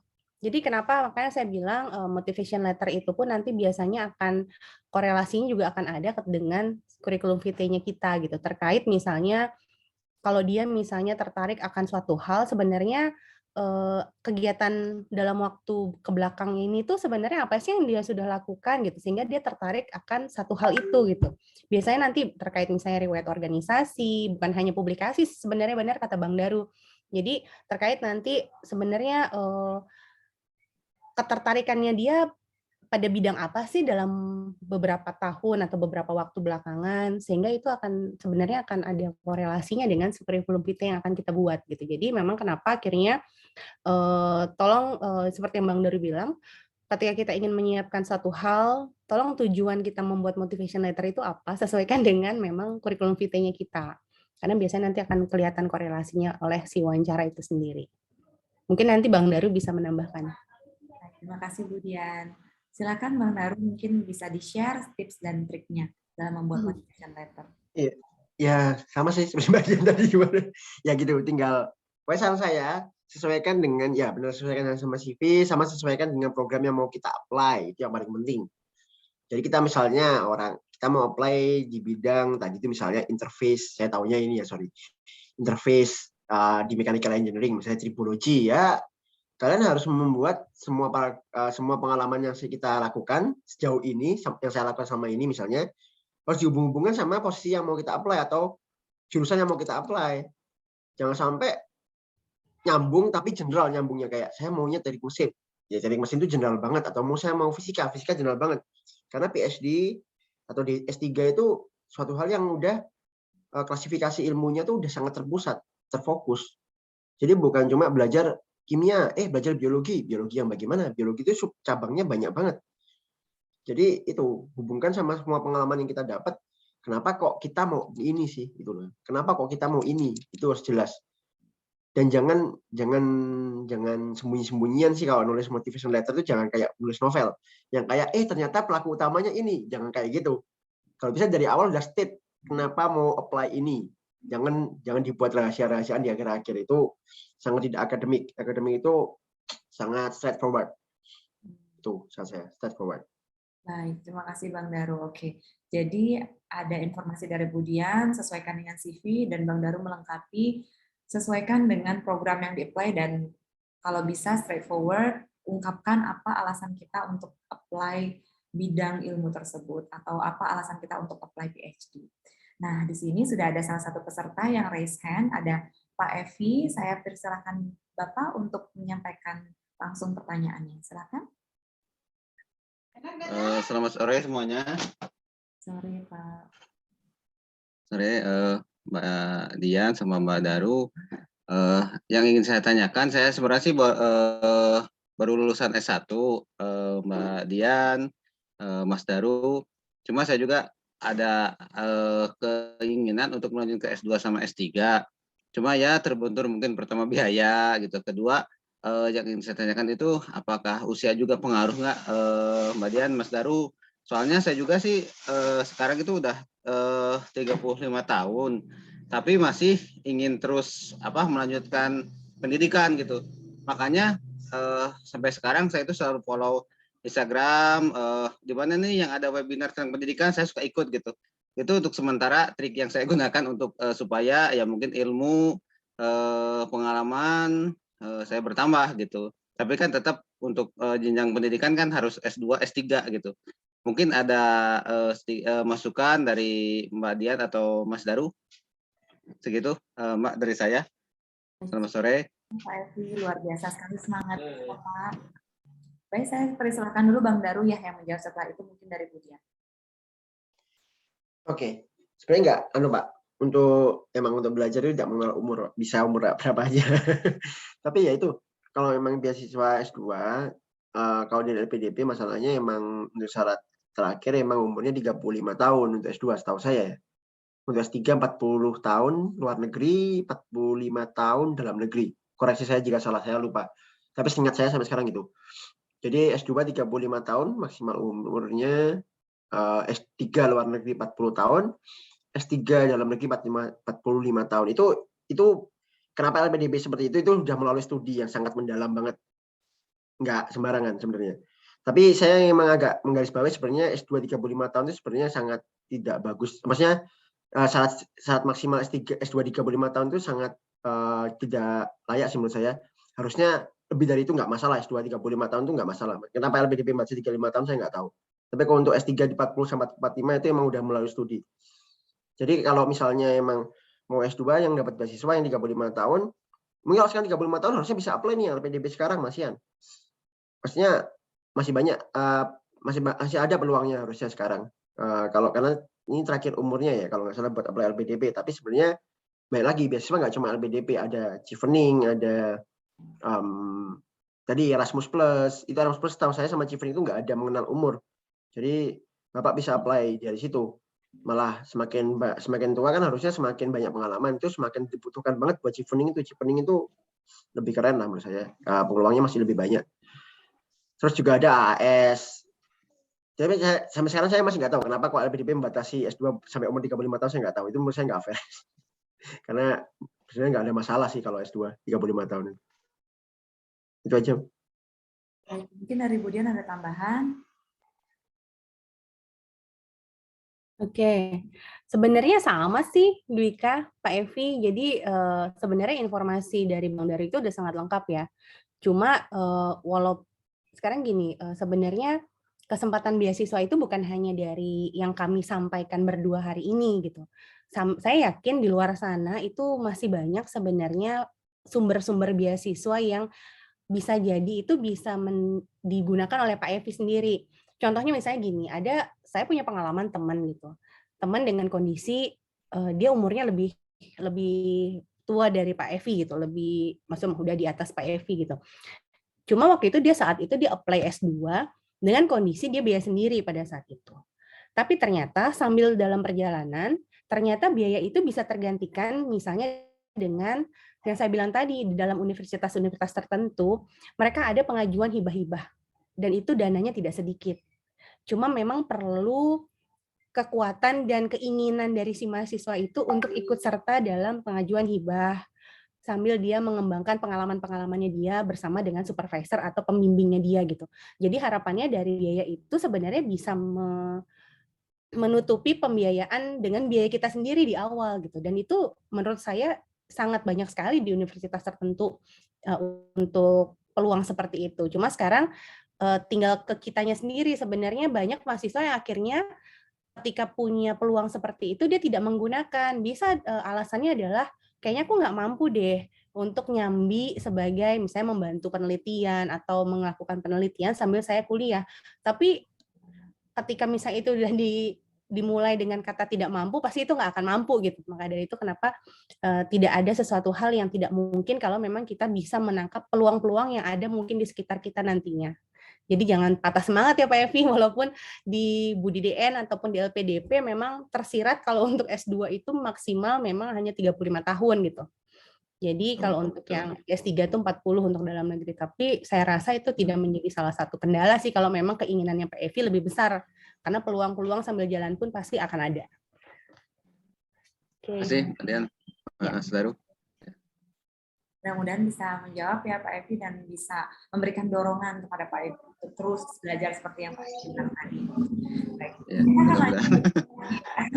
Kita akan lanjut ke pertanyaan. Terima kasih banyak. Ya. Oke, sama-sama Bapak. Nah, untuk khususnya Budian nih, Budian, apa sih tips lolos SIMAK UI? Wah, ini rupanya kayaknya ini spesialisnya Budian gitu, karena S1, S2, S3 ya Budian ya. Aduh. Ya, jadi sebenarnya setiap pembimbing, setiap dosen ataupun ya apa ya namanya mantan dosen-dosen saya lah di UI, saya sempat bertanya akhirnya dengan beberapa orang yang memang mereka menjabat dengan satu posisi gitu.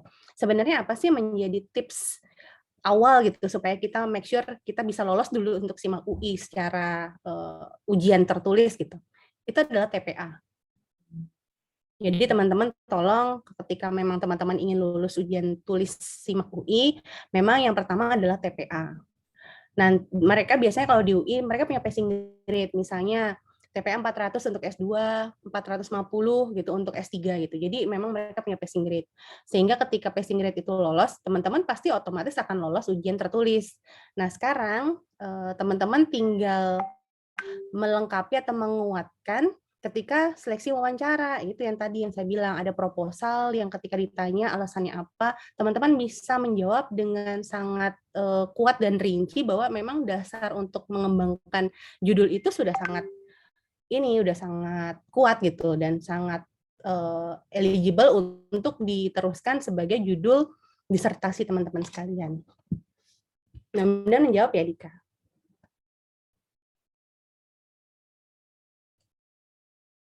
Oke, berarti belajar TPA gitu ya, Budian ya. Mungkin ada referensi belajar TPA yang mana gitu, Budian? Ada referensi buku atau yang bisa didapatkan di internet gitu? Kalau saya sih belajar dari mana aja ya. Jadi tidak ada sih khusus TPA yang mana. Teman-teman bisa kok googling tes TPA, banyak banget kok TPA online dan lain sebagainya. Atau bahkan misalnya kalau kalau misalnya teman-teman punya buku gitu ya di toko buku-buku TPA itu pun bisa kalau memang teman-teman bisa membelinya. Tapi dari mana aja kalau menurut saya untuk belajar TPA itu. Baik, terima kasih Budian. Nah, berikutnya saya mau tanya ke Bang Daru nih. Biasanya syarat beasiswa apa saja dan apakah bisa ongoing?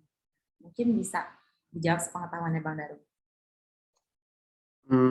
Syarat beasiswa ya itu tadi, biasanya bahasa Inggris pasti. Kalau dalam negeri TPA itu wajib kan. Terus kalau S2 sih tinggal itu aja. Pokoknya transkrip, terus ijazah, sama bahasa Inggris, udah selesai sama TPA. Kalau misalnya dalam negeri. Bisa tidak ongoing, banyak banget biasa ongoing, terutama kalau luar negeri saya nggak tahu ya, kalau dalam negeri banyak banget. Soalnya teman saya banyak yang dapat apply jalan misalnya di UI, semester bayar sendiri, semester 2 dia dapat beasiswa Tanuto Foundations. Coba searching deh, Tanuto Foundations. Terus ada beasiswa dikti yang sambil jalan, itu juga ada. LPDP sekarang juga nerima kan yang beasiswa tesis, itu juga ada. Beasiswa dissertation, itu juga banyak. Jadi banyak banget sebenarnya, nggak ada masalah. Baik, terima kasih banyak. Ini kebetulan ada salah satu peserta juga, namanya Fikri Kurniawan.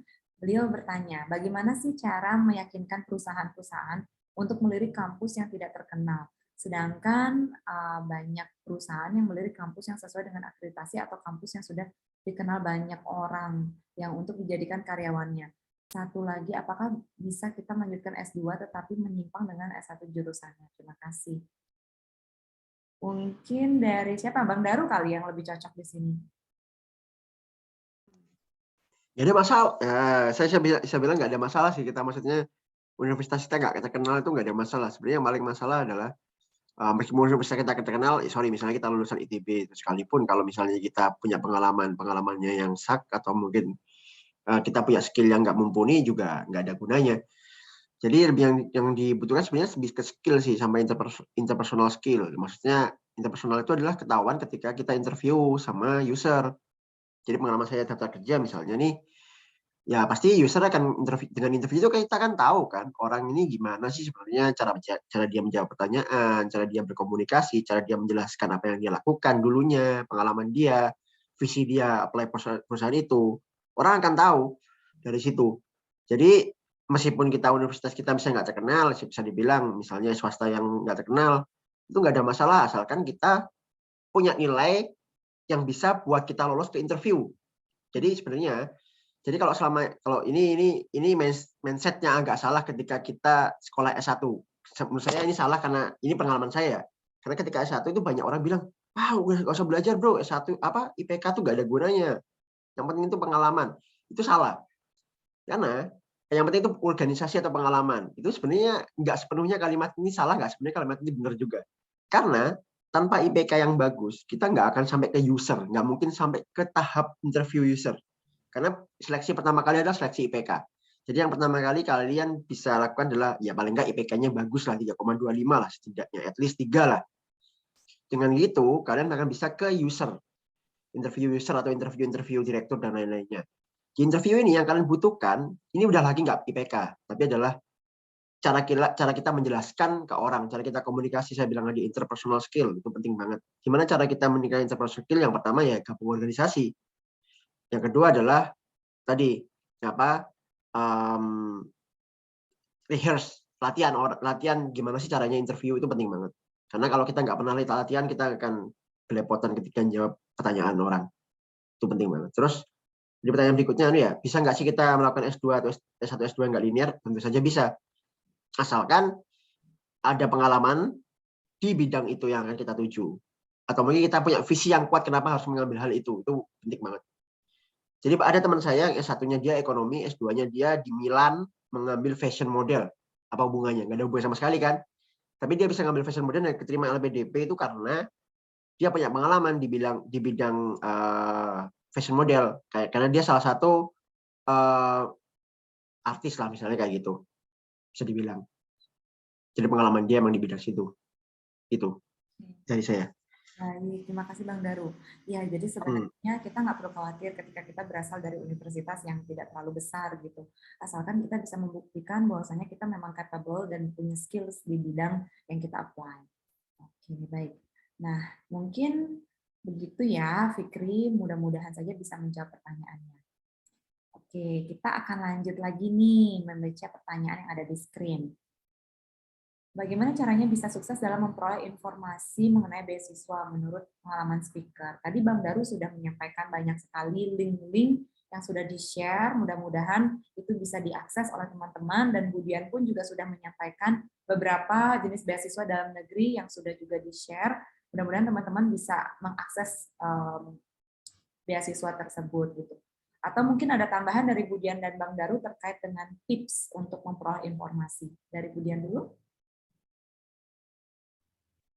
Oke, Dwika. Jadi untuk informasi terkait beasiswa sebenarnya tadi apa yang kami berdua sudah sampaikan sebenarnya sudah mudah-mudahan memberikan informasi yang cukup jelas. Namun kalau setahu saya teman-teman googling aja ya. Jadi kalau kita googling itu biasanya ada beberapa website seperti yang tadi Bang Daru sempat share gitu.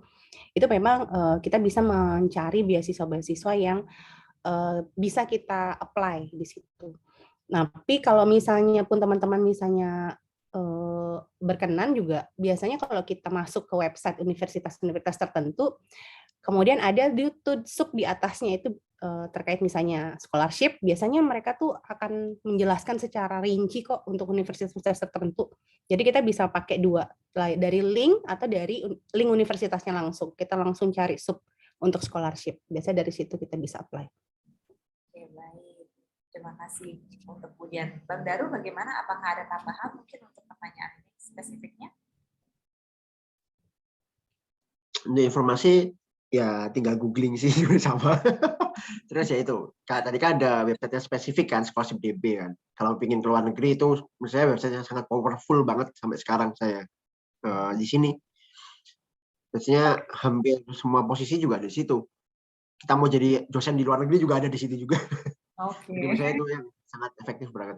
Baik, terima kasih banyak Bang Daru. Nah, tentunya dengan cara ini ya, selain website, itu bisa menghadiri webinar-webinar serupa sehingga mendapatkan motivasi, network, dan juga informasi yang lebih spesifik terhadap beasiswa yang ingin di-apply. Oke, nah berikutnya saya kurang tahu apakah Budian atau Bang Daru mungkin punya pengalaman atau informasi mengenai apa saja beasiswa yang cocok untuk D3 dari PTS. Mungkin bisa dibantu Budian dulu. PTS. Budian, apakah Ini maksudnya dari D3 ke S1 gitu ya? mungkin ya?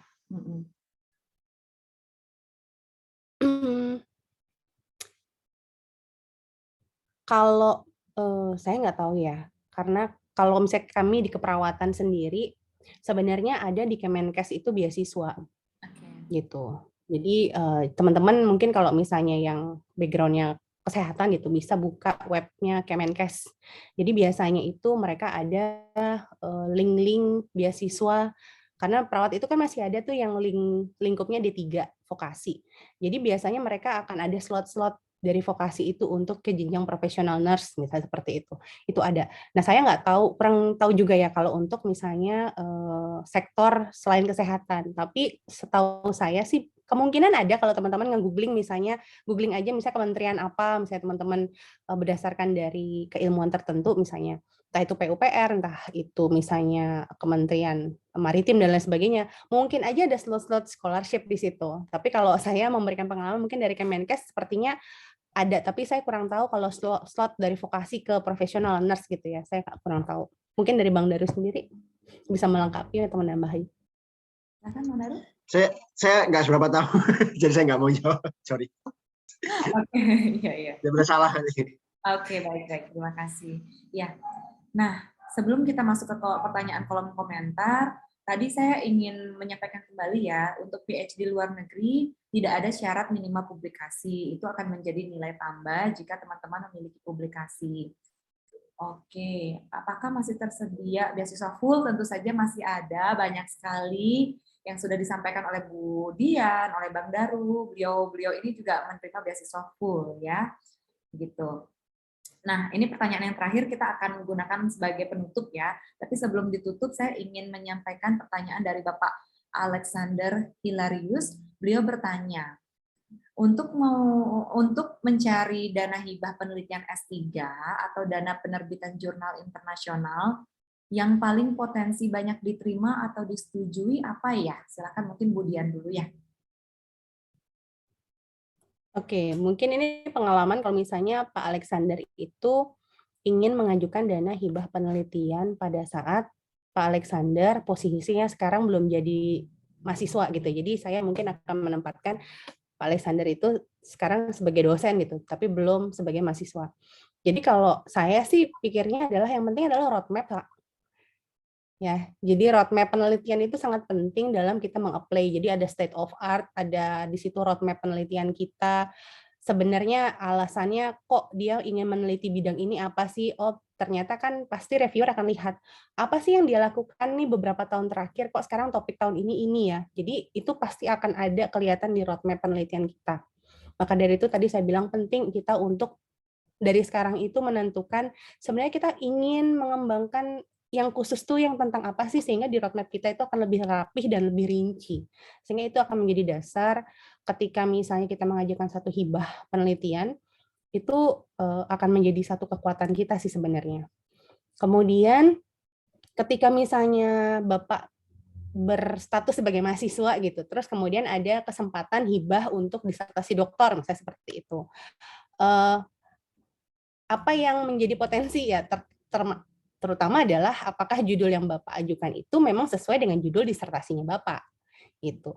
Akan tidak mungkin sekali peluangnya itu akan sedikit diterima kalau seandainya misalnya kayak saya gitu terkait mental health, tapi ternyata disertasi dokter hibahnya saya lakukan misalnya di luar dari mental health gitu.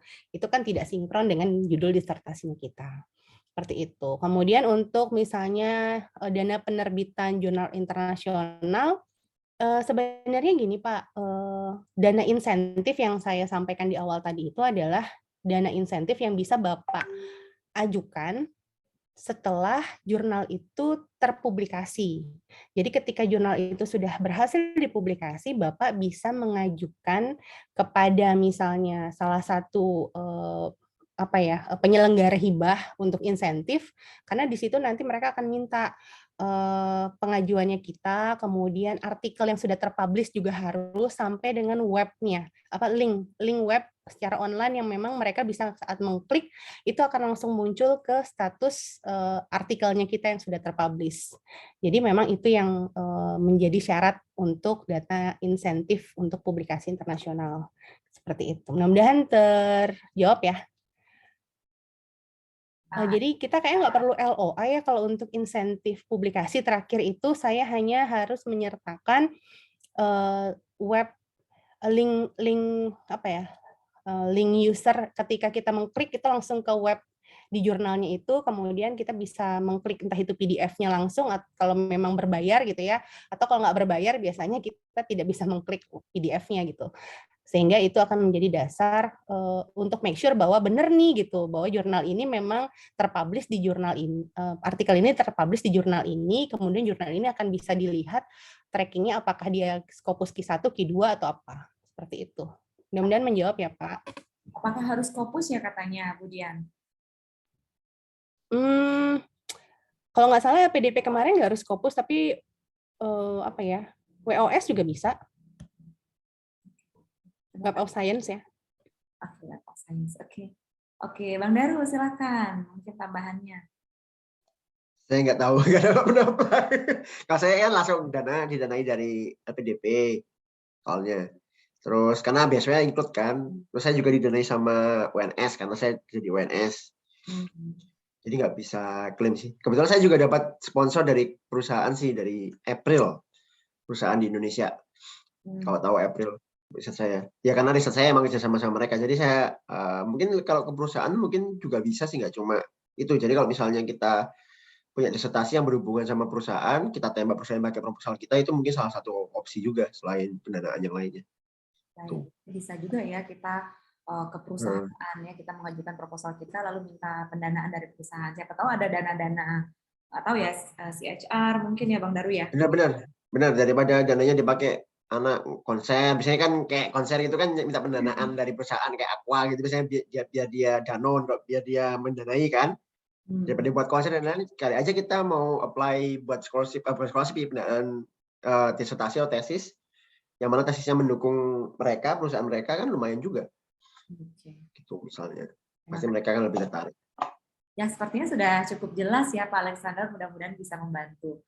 Nah, ini mungkin satu pertanyaan terakhir ya teman-teman.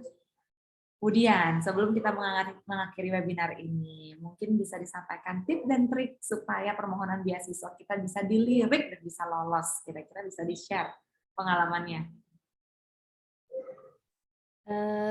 Udah sebenarnya disampaikan, tapi saya coba untuk menyimpulkan lagi tadi yang udah disampaikan. Jadi yang pertama adalah teman-teman mungkin dari sekarang siapkan CV terkait bukan hanya riwayat publikasi teman-teman, tapi riwayat organisasi itu juga sangat berpengaruh. Karena misalnya organisasi itu masyarakat, kelompok dan lain sebagainya gitu, atau sosial dan lain-lain, silahkan itu ditulis secara rinci di kurikulum vitae teman-teman. Apa aja kegiatan teman-teman yang sudah dilakukan. Biasanya itu akan menambah eye-catching si pemberi beasiswa untuk mempertimbangkan kita sebagai kandidat penerima beasiswa mereka. Itu yang pertama. Kemudian yang kedua, teman-teman juga harus memastikan kembali tempat atau keilmuan atau universitas yang akan kita tuju sekarang memang sesuai dengan keinginannya kita gitu. Ditambah mungkin satu lagi, kalau kita lirik juga beasiswa yang akan kita gunakan, yang akan kita apply sekarang, apakah mereka juga menitik beratkan kepada kesinkronisasian keilmuan kita sebelumnya dengan yang selanjutnya. Jadi teman-teman harus make sure itu, sehingga jangan sampai teman-teman udah segitu besarnya usaha gitu, tetapi ternyata list di beasiswa yang menjadi dasarnya mereka itu tidak teman-teman pastikan dan teman-teman prioritaskan. Jadi itu memang harus benar-benar di make sure. Mudah-mudahan kalau memang itu dilakukan, ditambah satu doa gitu. Jadi kekuatan doa itu yang akhirnya membuat jalan kita lebih lancar. Itu aja sih. Baik, terima kasih Bu Dian. Mungkin dari Bang Daru, silakan. Ya, disiapkan sebisa mungkin sekarang, nggak bisa secepat mungkin sih. Maksudnya, meskipun pendaftarannya misalnya setahun lagi, Mas Yan, kalau tahun nggak siap, paling nggak jangan menunda untuk menyiapkan. Gitu. Prepare everything as soon as possible. Kayak gitulah. Terus, be ambisius. Karena setahu saya nggak ada orang S3 nggak ambisius sebenarnya. Harusnya kalau kalian memang benar-benar ambisius itu nggak salah, asalkan ambisiusnya itu ke positif ya, nggak ambisius negatif yang malah harus cara gitu, nggak. Jadi ambisius itu penting menurut saya, Mas Yan. Nah, dengan ambisi itu membuat kita lebih hidup lah, kita punya tujuan, kita bangun pagi, kita punya, aku harus gini, itu karena ambisi. Tuh. Terus apa lagi ya? Ya itu, preparasi, ambisi, maksudnya tujuan, motivasi itu penting banget. Terus ya berdoa pastinya. Jadi tips dan trik lebih ke itu sih, kalau biar besok kita dilirik, ya lebih ke preparasi. Yang paling penting itu bahasa Inggris sebenarnya. Karena kalau misalnya kita mau IPK-nya 4,00 sekalipun, kalau bahasa Inggris kita jelek, kita nggak akan bisa sekolah mau di dalam negeri apa luar negeri, itu nggak bisa. Karena bahasa Inggris itu merupakan salah satu unsur yang paling penting gitu loh. Itu aja. Terima kasih banyak Bang Daru sudah diingatkan. Kemudian juga sudah mengingatkan kita semua bahwa preparation is everything ya teman-teman. Jadi mudah-mudahan saja pejuang-pejuang beasiswa di sini, baik pejuang beasiswa S2 mungkin ya, dan juga S3, mudah-mudahan bisa mendapatkan insight dari webinar kali ini, dan mudah-mudahan webinar ini bisa bermanfaat. Oke, teman-teman yang hadir, mudah-mudahan teman-teman masih semangat dan mohon untuk mengisi link absensi karena nantinya dengan mengisi link absensi teman-teman akan mendapatkan sertifikat. Oke. Oh iya juga nanti rekamannya akan kami upload di Google Drive dan akan di-share-kan kembali. Mudah-mudahan Budian dan Bang Daru tidak keberatan dengan rekaman dan juga share dari rekaman ini. Baik, oke. Nah, sebelum kita akhiri, saya ingin mengucapkan terima kasih banyak dan apresiasi sebesar-besarnya kepada pembicara kita yang pertama, yaitu Budian. Terima kasih banyak atas waktunya. Saya tahu Budian sangat sibuk akhir-akhir ini. Mudah-mudahan diberikan kesehatan dan sukses terus dalam karirnya. Terima kasih, Budian. Terima kasih, Kak. Terima kasih. Dan berikutnya kepada Bang Daru, selamat karena sudah berbagi hari ini, bangun pagi. Terima kasih banyak atas kontribusinya. Mudah-mudahan teman-teman di sini bisa merasakan manfaatnya. Dan mudah-mudahan sehat selalu ya Bang Daru di sana. Ya, terima kasih sama-sama semuanya juga. Oke. Oke, sebelum kita tutup, ayo teman-teman kita foto bersama dulu. Kita nyalakan dulu ini kameranya. Wah, sudah siap semua nih on cam-nya. Saya akan pandu ya untuk mengambil gambar dari sini. Silakan teman-teman yang belum, silakan dinyalakan videonya.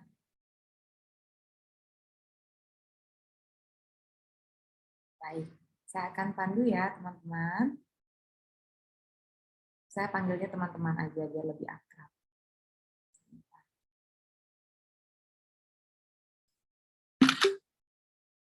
Sebentar ya, tadi belum siap. Silakan senyum. 1, 2, 3. Baik. Satu lagi. 1, 2, 3. Baik, sudah. Terima kasih banyak semuanya yang telah hadir.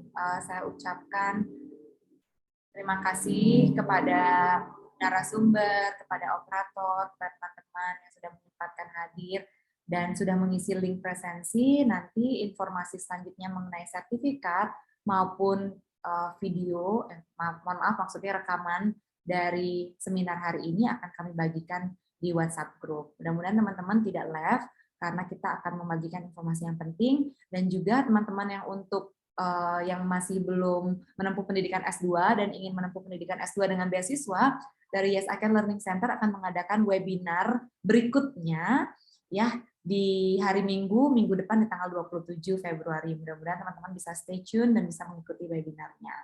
Oke, kalau gitu kami dari tim Yes I Can Learning Center mengucapkan permintaan maaf jika memang ada kata-kata ataupun dari hal-hal yang disengaja ataupun tidak disengaja yang dapat menyinggung perasaan semua teman-teman di sini. Oke, kalau begitu terima kasih banyak dan kami akhiri. Sampai jumpa semuanya. Oke, sampai jumpa Dwika, teman-teman yang lain, Bang Daru.